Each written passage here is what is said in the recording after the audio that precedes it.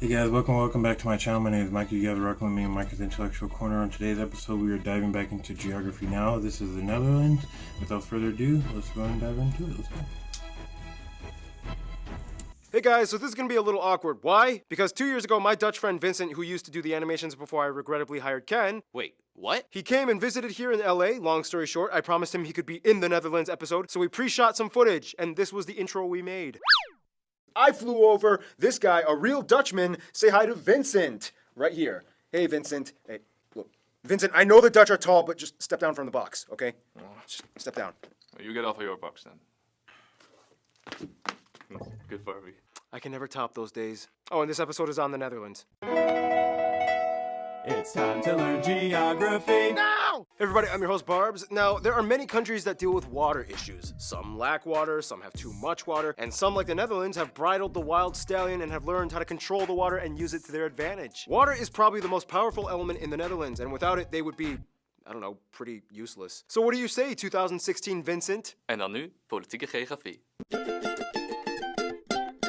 So yeah, stop calling this place Holland. That's just one part of the country, even though their country's national tourism website is called Holland.com. You're not helping us here, Dutchies. Oh, and hey, there's a town called The Hulk. First of all, the country is located in northwestern Europe along the North Sea, bordered by Germany and Belgium. The country is divided into 12 provinces. Here's 2016 Vincent naming all of them for you. They are Limburg, Noord-Holland, Zeeland, Zuid-Holland, Utrecht, Gelderland, Overijssel, Drenthe, Groningen, Friesland, Noord-Holland, and the newest province, Flevoland. Almost all of Flevoland was reclaimed from the Zuiderzee in the 1950s.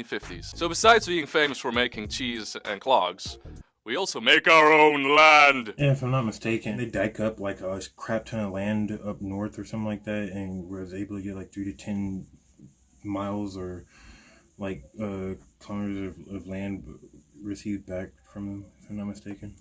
The country kind of has two capitals, Amsterdam, the largest city and economic hub of the country, and home to the Royal Palace. And just to skip over, the third largest city, The Hague, acts as the second capital, which holds the seat of government, as well as the International Court of Justice. The second largest city, though, would be Rotterdam, which holds the busiest seaport in all of Europe. The busiest airport, though, is of course Amsterdam's Schiphol International, Europe's third busiest airport, carrying nearly 70 million passengers annually. Now we reach the overseas territories. Apart from the mainland European part, the country actually holds sovereignty over 6 other island entities in the Caribbean, remnants of the colonial past. These are collectively called the Dutch Caribbean. And here's where it gets a little confusing. Technically, the Netherlands is a country made up of 4 countries, the mainland Netherlands, as well as 3 other constituent countries, kind of like what Wales and Scotland are to the UK. They are Aruba, Curacao, and Saint Martin, which is actually half of an island shared with the French overseas territory of the same name, but in French. This means that this one island is the only area which the Netherlands technically borders France. These guys hold a high level of autonomy, they can have their own constitutions and currency. Otherwise, the remaining 3 islands are Bonaire, St. Eustatius, and Little Saba, which by the way has the shortest airport runway in the world. These 3 fall under the title of special municipalities and do not belong to any province. They are directly controlled by the Dutch government. However, in 2011, they decided to switch currencies and adopt the US dollar. All these islands lie in the subregion known as the Lesser Antilles. Aruba, Curacao, and Bonaire are usually referred to as the ABC Islands, lying in the subregion of the Leeward Antilles, whereas St. Eustatius, Saba, and St. Martin, usually called the SSS Islands, are located in the subregion of the Leeward Islands. Keep in mind, at one point, all 6 of these islands were called the Netherland Antilles and operated collectively as a single constituent country with the capital at Willemstad in Curacao. They even competed separately in the Olympics. Kind of crazy. Does anybody know if if them breaking up like that affected like their economies or anything like that?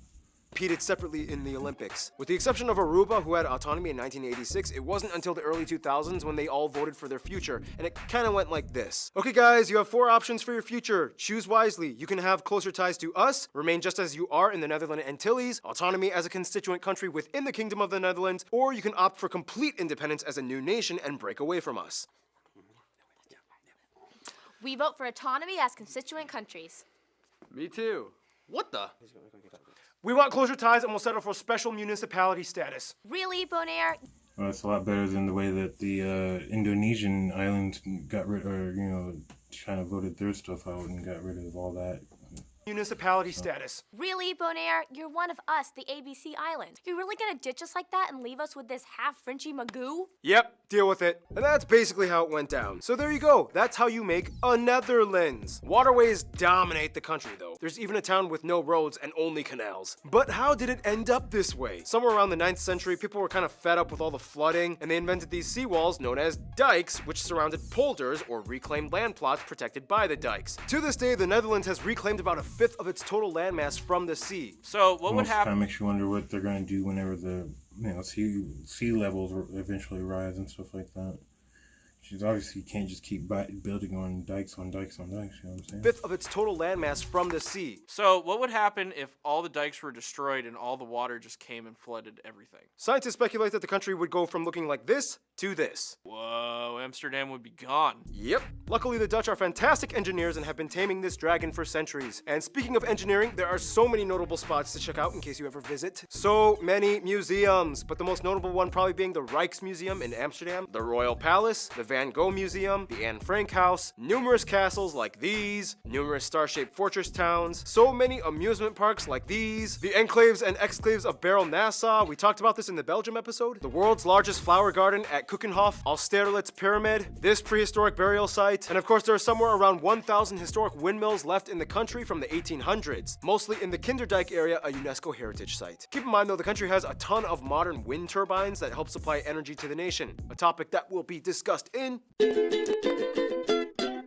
Greek philosopher Pythias visited in the 3rd century BC, and he said about this place, more people have died in the struggle against water than in the struggle against men. The Netherlands is really unlike any other country in Europe because in order for them to even have physical land, a lot of work has to go into it. Kind of makes you wonder, like, when did they actually start trying to fight against the water? Because obviously prehistoric man and ancient man, classical man didn't really care about all that. They'd rather probably just live more inland, but to go into it. For one, the country is the lowest country in Europe, elevation-wise. Over a quarter of the land and a fifth of the population lies below sea level, and about half of the land lies less than a meter above sea level. The lowest point actually being here at Zuidplaspolder, and the highest point of the mainland European part of the country at a small hill called Valseberg, just over 1,000 feet or 322 meters high. However, in the entire kingdom of the Netherlands, the highest point would actually be Mount Scenery, a potentially active volcano on the island of Saba in the Caribbean. Back to mainland Europe though, within this complex system of waterways and canals, the famous Rhine River that goes through all of Europe and the longest in the country actually ends in Rotterdam. The largest body of water would be Lake or Bay Ijsselmeer, contained within the N302 and E22 highways. In order to manage all the flooding in the south though, the Netherlands has undergone one of the largest engineering projects in modern history. The Delta Works is a series of massive elevated levees that close off sea estuaries, preventing flooding. They even have backup levees in case one down the line bursts. In the north though, the Walden Islands act as kind of like natural barriers against the sea. All this land reclamation has left many of the inland areas exposed to what are labeled as the largest open sand drifts in Europe. Keep in mind, they are not deserts, but rather strange wet sandy plots in the middle of green shrubbery. A rare natural... Isn't that where a whole bunch of like wet or quicksand and stuff like that is, if I'm not mistaken? Plots in the middle of green shrubbery. A rare natural site to come across anywhere in the world. So in a nutshell, the entire country is basically one big river delta. We should hang out sometime. Whew, so that's just about it for now. I gotta get my triple shot of espresso break, which means we need a guy who knows a few things. Besides all the water chaos, the Netherlands is quite a powerful nation considering its size. They rank in the top 20 largest world economies, usually around 17th or 16th place, and they rank somewhere in the top 5 to 10 largest exporters on Earth. In fact, they have the oldest stock exchange in the world, dating back to 1602. Didn't that lead to like the whole tulip mania thing where people sold a single bulb for the price of like an entire ship? That was not the stock market, that was just a socio-economic phenomenon, and at its height, Pretty crazy to think about, and I'm sure that something like that will definitely happen again. So that was just a socio-economic phenomenon, and at its height sold for 10 times the annual wage of a skilled craftsman. Anyway, today, although they produce about 80% of the world's tulips and over half of the world's cut flower exports, their economy is mostly driven by the service and energy sectors. After the discovery of a natural gas field in 1959, the Dutch became a fuel powerhouse. The Shell company became the largest and most internationally recognized Dutch company in the world. Besides the petroleum industry though, the Dutch are well known for their electronics and tech innovation. The company Philips invented the audio tape, which helped pioneer other formats like videotapes, CDs, DVDs, and Blu-rays. Yeah, the company was Dutch, but keep in mind it was invented in Hasselt, Belgium. Oh, Belgium.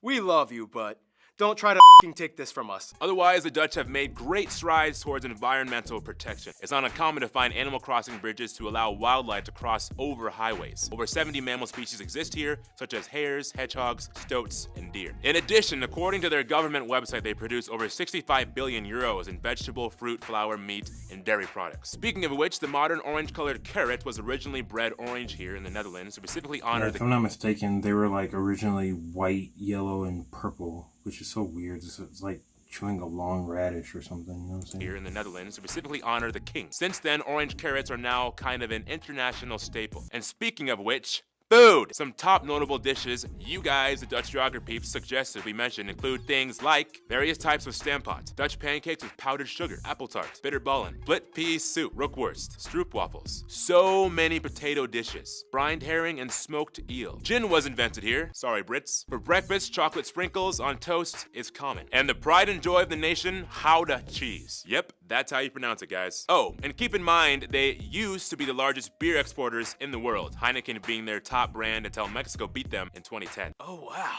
cool. It's also important to note that you will probably find lots of Indonesian and Surinamese The good old East Dutch Indie Company. and lots of Indonesian and Surinamese dishes like satay or salted cod buns. A little cultural hue that hints towards the colonial past, which brings us to... Thank you, Noah. Follow him on Instagram. Yep. Okay, that just happened. Now, in Europe, you have all different types of people that operate with all different customs and ideologies. Here, they have two sayings that kind of sum up how a lot of their country operates. Meten is weten, and gezelligheid kent geen tijd. How is that, Dutchies? Terrible? Good?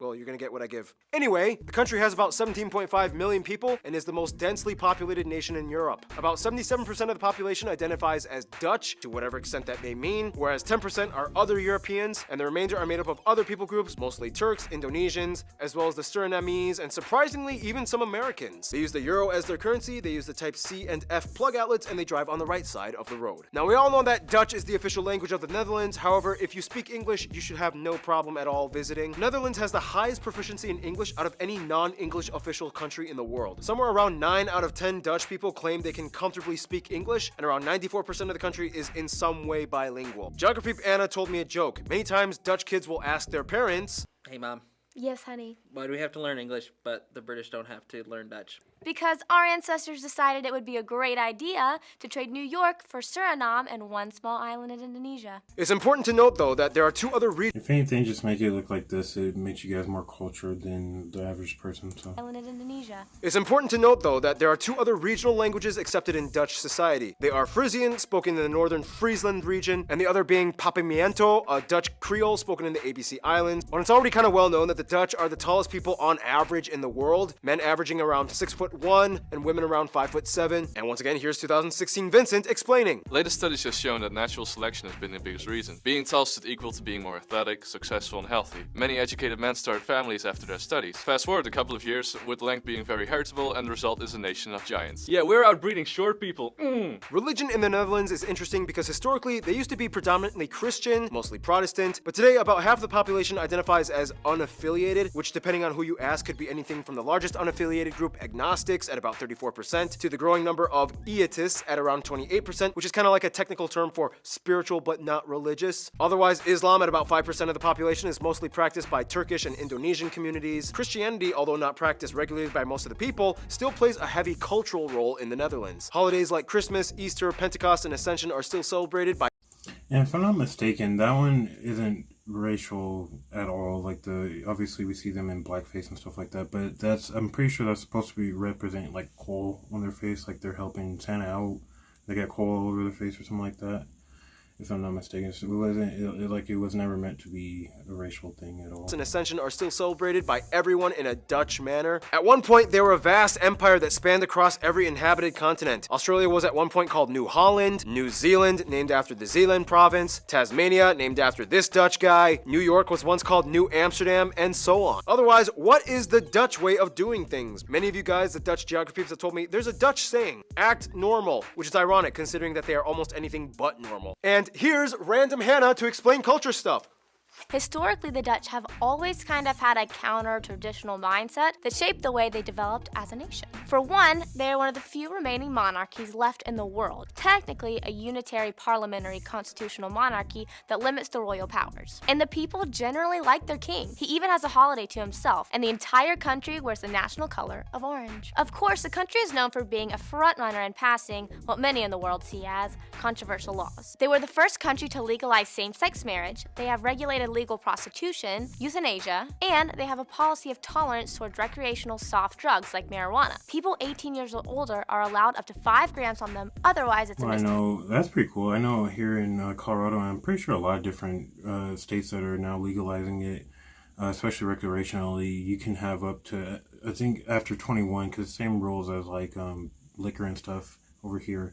But after 21, you can have up to an ounce on you, which is like 23 grams without anything happening to you. Anyway, I digress. Let's keep it going. People 18 years or older are allowed up to 5 grams on them, otherwise it's a misdemeanor. They are world-renowned for excelling in field hockey, speed skating, and volleyball teams. Sailing is of course one of their longest pastimes. They even have a huge festival once every 5 years called the Sailed Amsterdam Festival. For some reason, it's common for people to give birth in their own homes as opposed to a hospital. About 1/3 of all babies are born this way. What about those clog things? Ah, yes. Well, in the past, they actually served a very useful purpose. They were worn by farmers, fishermen, and artisans in the past to protect their feet from nails, fish hooks, and other sharp objects. Today, they are mostly sold as souvenirs, and very few people actually wear them, but they're pretty cool. Oh, and hey Anna, what's up with all those spinny windmill thingy-mabobbers? Ah, yes, the iconic symbol of the Netherlands. Well, many of these historic windmills were actually used to pump out excess water to reclaim the land that they now use for farming, all before electricity. And as for music, Actually, I got this one. Barb said I could have my own segment in the show now instead of just being a one-liner guy! Yeah, that's right. Keith has been upgraded, so yeah. well, enjoy it. Well, that just happened. Again, I guess everybody has superpowers now. Historically speaking, the Dutch contributed much to the Baroque period at the end of the Renaissance, with numerous composers, organ players, and vocalists rooted in Christianity. Traditional clog dancing was also a cool way to add percussion to folk music in rural areas. Today, however, even though there are many genres the Dutch enjoy, electronic music reigns supreme. Most of the best well-known DJs in the EDM scene across the world are from the Netherlands. And the Amsterdam Dance Event, ADE, is the world's top and largest electronic music conference. So if you come out here, get ready to get shocked with some musical electricity. Thank you, Keith. And speaking of the development of the Netherlands over time, let's talk about history in the quickest way I can put it. Hamburg and Bronze Age cultures, Iron Age with Celt and Germanic groups, Gallic Wars, the Romans come in, Frankish kingdoms, Charlemagne, blah blah blah. Friesland once had a Viking ruler, Lotharingia, Holy Roman Empire, confusing Burgundian and Spanish Habsburg and It's city. almost kind of crazy because, in my opinion, like way back in the day, like ancient and classical, and like right after classical times, like around the 1st century, right after. It's kind of crazy to think that people actually really wanted to live there without knowing how to put up dikes and stuff like that. Because, like, you know what I'm saying? I feel like a lot of the land was just covered in water and crazy stuff like that, but who knows? Lotharingia, Holy Roman Empire, confusing Burgundian and Spanish Habsburg and city-states, the Spanish takeover, Dutch revolt, 80 years of war against Spain, this dude is a hero, Golden Age and stock market, Dutch East India Company, exploring years, Dutch Empire, Napoleon drama, Belgium breaks away, Luxembourg breaks away, World War I, relatively neutral, World War II, attacked by Germans, not neutral, decolonialism after the war, mining Golden Age, founding co-members of the European Coal and Steel Community, which would later become the EU, government encourages over 500,000 people to move out, Euro adopted, and here we are today. Some notable people you guys, the Dutch geography people suggest we mention, might include people like William of Orange, the first king, Michael de Ruyter, possibly the most famous painters, Vincent van Gogh and Rembrandt, Antony van Leeuwenhoek, Willem Barents, Abel Tasman, Anne Frank, Max Verstappen, Glenys Grace, Dick Bruna, these soccer players, these skaters, and of course the royal family, and of course there's so many others I could have mentioned. Of course I butchered all the pronunciations, but we're really running out of time and we gotta finish this marathon. So without further ado, let's see who the Netherlands hangs out with. Now, there's a reason why it's called going Dutch when paying for a meal. The Netherlands likes to share. Systematic and mathematically equivalent to what is owed to each based on the merit they've earned. First of all, pretty much all the former colonies have some kind of amicable relation to the Netherlands. The Afrikaans language in South Africa is basically just an Africanized version of Dutch. Tons of Surinamese and Indonesians have been migrating to the Netherlands for decades. Otherwise, the USA and Canada are very close friends as well. During World War II, the royal family actually took refuge in Canada, and Canada actually quickly changed the law in which the hospital was temporarily considered extraterritorial so that the princess could be born Dutch. To this day, the Netherlands sends tons of flowers every year in gratitude. For the US, the two go way back all the way. I see what what he has to say with their relationship with the Indonesia and stuff like that is, since that was obviously a pretty big colony for a while. Two go way back all the way to New Amsterdam before it was New York. The Dutch have immigrated to the US for centuries. 5 American presidents have been of Dutch descent. They are each other's third largest direct foreign investors. They are both charter members of NATO since 1949, and overall in most global affairs the two usually work together as close allies. With Germany, it's like a funny love-hate relationship. Like the two share so much historically, both being under the same influences like the Western Roman Empire, the Franks, and even their first king, William of Orange, belonged to a German royal house. Then again, World War II was kind of like a jerk move, and the Dutch never really forgot about it, but nonetheless they've moved on and today things are fine. Germany is their largest trading partner, both in imports and exports. Many Germans and Dutch cross over and visit, study, live, and have families with each other's countries. When it comes to their best friend, however, almost every single Dutch person I have talked to has said their little brother they love picking fun on and calling stupid, Belgium. Or at least specifically the northern Flanders region of Belgium where the Dutch speakers are. And many see the Flanders region as just an extension of the Dutch realm. The royal families love each other. King William Alexander even bestowed the Knight Grand Cross to King Philip and his wife. Flemish and Dutch people have been intermarrying and cooperating side by side since the beginning, and even after Belgium's independence, they've still clung on as the only 2 Dutch official speaking nations in Europe. And even then, Belgium is only half Dutch speaking, so they really can't afford to sever ties. In conclusion, the lowest nation in Europe with the tallest people. Kind of feel like he didn't mention Indonesia for just the fact that they probably don't have the best ties anymore. I want to say back in like the 50s, the Indonesian president actually expelled all the Dutch people from Indonesia. All that stuff he was pretty over it, I think. And if I'm not mistaken, let's see. To sever ties. In conclusion, the lowest nation in Europe with the tallest people on Earth, and with centuries of discovery, invention, innovation, and tradition, it's no wonder why the Dutch say they keep their heads above water. Stay tuned, New Zealand is coming up next. So once again, Vincent, thank you so much for being in this episode. Our favorite Dutchman, you have made your country proud. Dutch punch! Alright guys, we'll go ahead and end it right there. So yeah, another great Jerry Finale video for the Netherlands. If you guys have another video that you want me to do, if you guys want me to do your country or country that you want me to do, just let me know in the comments. I'll see you guys when I see you. I'm out.